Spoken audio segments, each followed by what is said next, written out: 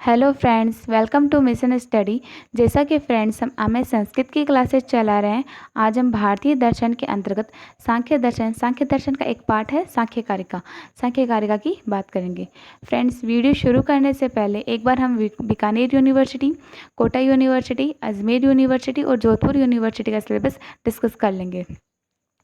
तो पहली यूनिवर्सिटी है अजमेर यूनिवर्सिटी। अजमेर यूनिवर्सिटी की फर्स्ट यूनिट है सांख्य दर्शन, जिसके कर्ता थे ईश्वर कृष्ण सांख्यकारिका।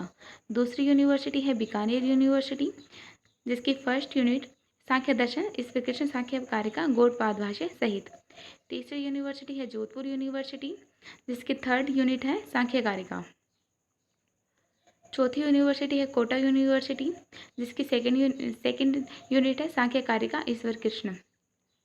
तो आज हम भारतीय दर्शन सांख्यकारिका के अंतर्गत इन टॉपिक्स को डिस्कस करेंगे। पहला है सांख्यकारिका सत्कार्यवाद सिद्धांतस्य, दूसरा सांख्यमत प्रमाणपस्य, तीसरा सांख्यकारिका प्रकृति स्वरूपम, चौथा सांख्यकारिका पुरुष स्वरूपम, पांचवा ईश्वर कृष्ण की Samkhyakarika. So let's start video. पहला क्वेश्चन है सांख्य मतानुसारेण सत्कार्यवाद सिद्धांतस्य सौदाहरण विशुद्ध व्याख्या। सांख्यकारिका ईश्वर कृष्ण। तो सांख्य दर्शन सत्कार्यवाद का समर्थक है। सांख्य दर्शन किसका समर्थक है? तो सांख्य दर्शन सत्कार्यवाद का समर्थक है। सत्कार्यवाद का अर्थ है कि कार्य में सत होता है, अर्थात कार्य न तो कोई नवीन वस्तु है, न ही कोई नया आरंभ, बल्कि वह कारण की ही बदली हुई अवस्था है। इस परिवर्तन को नया आरंभ कहने के स्थान पर कारण की व्यक्त अवस्था कहना उचित है, अर्थात कारण में कार्य पहले अव्यक्त था और अब व्यक्त हो गया। सांख्यकारिका में सत्कार्यवाद की कारिका है। तो सांख्यकारिका सत्कार्यवाद के कारण असदकरणादुपादान ग्रहणात् सर्वसंभवात् सक्तस्य शक्य कारणात् कारणाभावाच्च सत्कार्यम। तो सांख्य दर्शन के अंतर्गत सत्कार्यवाद के 5 कारण दिए गए हैं। पहला कारण है असद अकरणात्, दूसरा उपादान ग्रहणात्, तीसरा है सर्वसंभवात्, चौथा है सक्तस्य शक्य कारणात्, पांचवा है कारणाभावाच्च सत्कार्यम। तो पहला कारण है असद अकरणात्, जिसका अस्तित्व ही नहीं है उसकी कभी उत्पत्ति नहीं हो सकती। जैसे बालू में घी का अभाव है, इसलिए किसी भी प्रकार से घी नहीं निकल सकता। दूसरा कारण है उपादान ग्रहणात्, किसी कार्य की उत्पत्ति के लिए उपयुक्त कारण की खोज की जाती है। जैसे दही उत्पन्न करने के लिए दूध की खोज की गई थी और तेल उत्पन्न करने के लिए तिलहन की खोज होती है। इससे पता चलता है कि कार्य अपने उपादान कारण में पहले से ही स्थित है। यदि ऐसा न होता तो घी उत्पन्न करने के लिए हम दूध की और तेल उत्पन्न करने के लिए तिलहन की आवश्यकता खोज करते। तीसरा कारण है सर्वसंभवात्, प्रत्येक वस्तु उत्पन्न नहीं हो सकती। जैसे बालू से घी नहीं निकल सकता और न ही रुई से टेबल बनता है। यदि कारण अपने खास कार्य में छिपा नहीं रहता तो फिर किसी से किसी भी वस्तु की उत्पत्ति हो जाती। चौथा कारण है सक्तस्य शक्य कारणात्, कारण अपनी शक्यता के अनुकूल ही कार्य करता है। जैसे दूध केवल दही, मलाई या अन्य कोई खाद्य पदार्थ बना सकता है, इससे खाद्य नहीं बनती। इस प्रकार तिलहन केवल तेल या खली उत्पन्न कर सकता है, चीनी नहीं। इससे सिद्ध होता है कि कारण उसी कार्य को उत्पन्न कर सकता है जिसके लिए वह योग्य हो। ऐसा इसलिए होता है क्योंकि कार्य पहले से ही अपने कारण में निहित है। पांचवा कारण है कारणाभावाच्च सत्कार्यम, कार्य और कारण अभिन्न है। वास्तव में कारण और कार्य एक ही वस्तु के दो पहलू हैं। कारण और कार्य एक ही वस्तु के दो पहलू होते हैं, इन्हें एक दूसरे से अलग नहीं किया जा सकता है।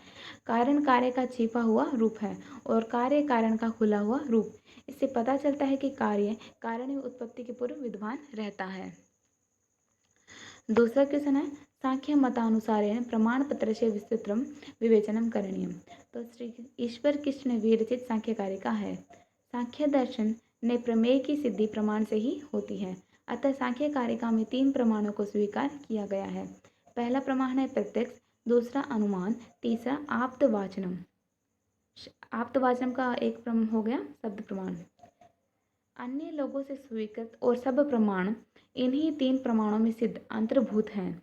प्रमाणों को स्वीकार करने की आवश्यकता इसलिए होती है कि घट पट आदि प्रमेय पदार्थों की सिद्धि प्रमाण के आधार पर ही होती है। तो सांख्य दर्शन श्री ईश्वर कृष्ण विरचित ने 3 प्रमाणों को स्वीकार किया है। पहला प्रत्यक्ष, दूसरा अनुमान, तीसरा आप्तवाचनम, जिसे शब्द प्रमाण भी कहा जाता है। वहीं न्याय दर्शन में 4 प्रमाणों को स्वीकार किया गया। पहला है प्रत्यक्ष, दूसरा अनुमान, तीसरा उपमान और चौथा शब्द प्रमाण। तो पहला प्रमाण है प्रत्यक्ष प्रमाण, सांख्य कारिका के अंतर्गत प्रत्यक्ष प्रमाण। तो सांख्य वालों ने प्रति विषय अर्थात अर्थ सन्निकर्ष इंद्रिय से होने वाले अध्यवसाय अर्थात वृत्ति रूप ज्ञान को ही प्रत्यक्ष प्रमाण कहते हैं। उनका अभिप्राय यह है कि घट पट आदि विषयों के साथ इंद्रियों का संबंध होने पर बुद्धि के तमोगुण रूप आवरण का भाग होता है और फिर सत्व गुण स्वरूप प्रकाश का आविर्भाव होता है और उसे पश्चात घटकार वृत्ति रूप अध्यवसाय अर्थात निश्चयात्मक वृत्ति का उदय होता है। वही निश्चयात्मिका अंतकरण बुद्धि की वृत्ति है। अथ घट इस प्रमा ज्ञान स्वरूप पुरुष में बोध का कारण होने से प्रमाण बनती है। दूसरा प्रमाण है अनुमान प्रमाण। सांख्य मत में अनुमान के स्वरूप का लिंग पूर्वकम कहकर शाब्दिक भेद अवश्य कर दिया है, परंतु आर्थिक स्वरूप अनुमान का वही है। तो सांख्य मत में क्या किया कि अनुमान के स्वरूप का लिंग पूर्वक कहकर शाब्दिक भेद अवश्य कर दिया था, परंतु आर्थिक स्वरूप अनुमान का वही है जो कि न्यायिकों ने माना है। न्यायिक यानी कि न्यायिक दर्शन थे, उन्होंने जो माना है वही सांख्य मत ने माना है, लेकिन उन्होंने लिंग पूर्वकम कहकर शाब्दिक भेद अवश्य कर दिया है। व्याप्ति विशिष्ट पक्ष धर्मता ज्ञान और इसी अर्थ में वाचस्पति मिश्र ने लिंगी पूर्वक का पर्यवसान भी किया है और वह अनुमान पूर्ववत शेषवत सामान्यतो दृष्ट कहा है। इस रूप से 3 प्रकार का है। कारण के द्वारा होने वाले कार्य अनुमान के पूर्ववत अनुमान कहा है, जैसे बादलों से आच्छादित आकाश को देखकर तथा बिजली की कड़कड़ाहट की सुनकर भावी कालीन वृष्टि रूप कार्य का अनुमान होता है। तो वाचस्पति मिश्र ने लिंगी पूर्वकम का पर्यवसान भी किया और वह अनुमान में पूर्ववत शेषवत और सामान्यतो दृष्ट इन 3 प्रकार माना है। शेषवत अनुमान उसे कहते हैं जहाँ कार्य से कारण का अनुमान होता है, क्योंकि अंतिम कार्य को शेष शब्द से कहा है और उस कार्य रूप लिंग से होने वाले अनुमान को शेषवत अनुमान कहा है। इसका सुगम उदाहरण है वही मानव धुमाद। तीसरा है सामान्यतो दृष्ट। सामान्यतो दृष्ट वह अनुमान है जो कार्य और कारण इन दोनों लिंग से शून्य हो, अर्थात जहाँ हेतु में साध्य की व्याप्ति सामान्य रूप से दृष्टि हो चुकी है, जैसे चक्षु है प्रमाणम प्रमाजनत्वात् श्रोतवात्। तीसरा प्रमाण है आप्त वचनम, जिसे शब्द प्रमाण भी कहा गया है। यहाँ पर आप्त वचनम यह लक्ष्य है और आप्त श्रुति यह लक्षण है। यहाँ आप्त वचनम लक्ष्य मान लिया और आप्त श्रुति यह लक्षण है, अर्थात आप्त पुरुष के द्वारा उच्चारित यथार्थ वाच्य से उत्पन्न वाक्यार्थ ज्ञान को ही शब्द प्रमाण कहा है। अतः वेद श्रुति स्मृति इतिहास पुराण धर्मशास्त्र एवं सामान्य शास्त्र आदि के वाक्यों में उत्पन्न हुए ज्ञानों का भी शब्द प्रमाण में ही अंतर्भाव हो जाता है। बौद्ध दर्शन प्रभृति वाक्यों के प्रमाण्य का निदान इसलिए हो गया क्योंकि वे आनप्तोचरित हैं। तीसरा क्वेश्चन है सांख्य मतानुसार प्रकृति स्वरूप। तो संपूर्ण जगत का कारण मूल प्रकृति ही है। मूल कारण मूल प्रकृति ही है।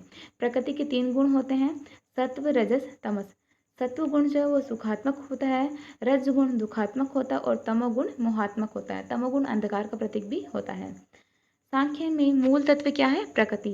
सांख्य दर्शन में मूल तत्व प्रकृति को ही माना गया है, वह नित्य है। अब प्रकृति क्या है? वह नित्य है, संसार को उत्पन्न भी करती है। प्रकृति संसार को उत्पन्न करती है, परंतु वह स्वयं किसी से उत्पन्न नहीं होती। वह व्यापक है, किसी पर आश्रित न होने वाली होती है, उसमें अवयव नहीं होता। जगत को पदार्थों में अवयव की सत्ता होती है और इसी से वे आपस में मिश्रण तथा संयोग के पाते हैं। पृथ्वी आदि पदार्थ आपस में मिलते हैं। प्रकृति का बुद्धि आदि के साथ जो संबंध है वह संयोग नहीं तादात्म्य होता है। प्रकृति स्वतंत्र होती है, वह अपने क्षेत्र में किसी के ऊपर अपने व्यापार के लिए आश्रित नहीं होती। प्रकृति जड़ात्मिका होती है। सांख्य के अनुसार इसमें जगत के 2 ही तत्व मौलिक होते हैं, एक जड़ रूप, दूसरा चेतन रूप। जड़ रूप ही तत्व ही प्रकृति है और चेतन तत्व पुरुष है। जड़ को प्रकृति माना है और चेतन को पुरुष माना है। चौथा क्वेश्चन है सांख्य मतानुसारम पुरुष स्वरूपम। तो ईश्वर कृष्ण की सांख्य कारिका में पुरुष की सत्ता सत्ता सिद्ध करने हेतु 5 तर्क दिए गए हैं। संघात परार्थवत्, त्रिगुणादि विपर्ययात्, अधिष्ठानात्, पुरुषो अस्ति भोक्त भावात्, कैवल्यार्थ प्रवृत्तस्य। तो 5 तर्क दिए गए, उसमें पहला तर्क है संघात परार्थवत्। यह जगत प्रकृति के 3 गुणों से निर्मित है और जड़ होने के कारण साधन है। प्रश्न है कि साध्य कौन है? यदि जड़ पदार्थ को ही इसका साध्य माने तो अनावस्था दोष पैदा होता है। इसका साध्य वही हो सकता है जो चेतना हो तथा भोक्ता हो। यह पुरुष ही है, यह प्रयोजनमूलक प्रमाण है। दूसरा तर्क है त्रिगुणादि विपर्यात। प्रकृति अपने स्वरूप में त्रिगुणात्मिका है तथा परिणामी है। तार्किक दृष्टि से त्रिगुण निर्गुण की ओर संकेत करता है और परिणामी अपरिणामी की ओर। यह निरस्त गुण तथा अपरिणामी तत्व ही पुरुष है। यह पुरुष की सत्ता सिद्धि का तर्कशास्त्रीय तर्क है। तीसरा तर्क है अधिष्ठानात्। कोई भी क्रिया किसी आधार की अपेक्षा रखती है। प्रश्न है कि चिंतन तथा अनुभव व ज्ञान इत्यादि का अधिष्ठान कौन है? यह प्रकृति नहीं हो सकती, क्योंकि प्रकृति ज्ञेय विषय का जड़ है, जबकि यह अधिष्ठाता ज्ञाता विषयी तथा चेतन होना चाहिए। यह अधिष्ठाता पुरुष ही है। इस तर्क को तत्वमीमांसक तर्क कहते हैं। तो अधिष्ठानात् तर्क को हम तत्वमीमांसक तर्क भी कहते हैं। चौथा तर्क है भोक्तृभावात्। भोक्तृभावात् प्रकृति और उसके विचार जड़ होने के कारण भोग्य हैं, अतः भोक्ता की अपेक्षा रखते हैं। इसका भोक्ता वही हो सकता है जो जड़ न हो अर्थात चेतन हो। यह चेतन भोक्ता पुरुष ही है। इसे नीति प्रमाण कहते हैं। तो भोक्त भावात् को हम नीति प्रमाण भी कह सकते हैं। पांचवा तर्क है कैवल्यार्थ प्रवृत्ति। बहुत से व्यक्ति कैवल्य की प्रवृत्ति से युक्त होते हैं और उसके लिए अत्यधिक प्रयास भी करते हैं। प्रश्न है कि कैवल्य की प्रकृति व प्रवृत्ति व प्राप्ति किससे होती है? यह सत्ता पुरुष की ही है। इस तर्क को धार्मिक तथा आध्यात्मिक तर्क कहते हैं। सांख्य दर्शन, जैन न्याय, वैशेषिक तथा मीमांसा दर्शन के समान आत्मा की अनेकता में विश्वास रखता है। पुरुष या आत्मा की अनेकता सिद्ध करने के लिए वह 3 तर्क प्रस्तुत करता है, जो निम्नलिखित कारिका में है। जनन मरण करणानां प्रतिनियमात् अयुक्त प्रवृत्तेश्च पुरुष बहुत्वं सिद्धं त्रिगुणों विपर्ययात् देव। लास्ट क्वेश्चन है ईश्वर कृष्ण की सांख्य कारिका। तो सांख्य दर्शन में 25 तत्वों को स्वीकार किया गया है और उनकी मीमांसा भी अच्छे ढंग से की गई है। 25 तत्वों के ज्ञान से 3 प्रकार के दुख उत्पन्न होते हैं, आध्यात्मिक, आधिभौतिक और आधिदैविक। इन 3 प्रकार के दुखों के विनाश का कारण इसी जान से अंत में स्वीकार किया गया है। तो सांख्य कारिका के दुख त्रयी हैं, यानी कि 3 दुख हैं।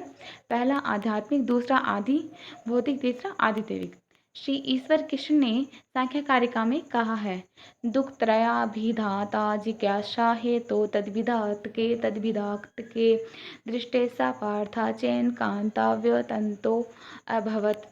अर्थात संसार के अंदर आकर प्राणी मात्र जब आध्यात्मिक, आदि भौतिक तथा आदि दैविक इन 3 प्रकार के दुखों का अनुभव करता है, तब उस समय उन तीनों प्रकार के दुखों के विनाश के कारण में जिज्ञासा उत्पन्न होती है। उनकी निवृत्ति का कारण कौन है और यदि वह जिज्ञासा दुख की निवृत्ति के कारणीभूत औषध सेवन अथवा कामिनी के उपयोग रूप दृष्ट उपाय से ही शांति हो जाती है।